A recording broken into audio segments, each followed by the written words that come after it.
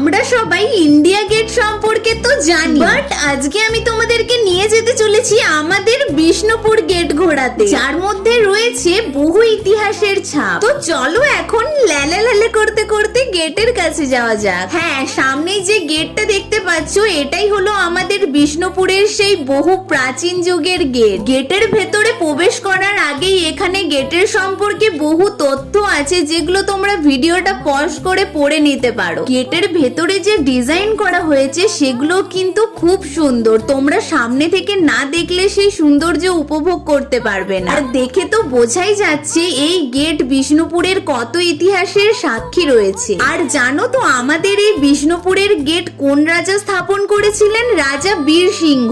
আর এই বিশাল আকৃতির গেটটি কিন্তু সম্পূর্ণ ল্যাটেরাইট পাথর দিয়েই তৈরি করা হয়েছে। আর গেটের মধ্যে যে ছোট ছোট ছিদ্রগুলো দেখতে পাচ্ছ, যুদ্ধের সময় নাকি এগুলো থেকেই তীর কামানের গোলা ছোড়া হতো। আর এই ছোট গেটগুলোর মধ্যে দিয়ে নাকি গেটের ভেতরে যাওয়ারও রাস্তা রয়েছে। আর গেটের দুই পাশেই রয়েছে এরকম সিঁড়ি, যেগুলোর মধ্যে দিয়ে আসার পরে তোমরা ঠিক এরকম একটি অপূর্ব সুন্দর দৃশ্য দেখতে পেয়ে যাবে। বড় গেটটি পার করার পরে কিন্তু আরেকটি ছোট গেটও রয়েছে আমাদের এখানে। চলে এসো একদিন আমাদের বিষ্ণুপুর ঘুরতে, আর যেতে যেতে একটা লাইক দিয়ে দাও, পরের ভিডিওর জন্য সাবস্ক্রাইব।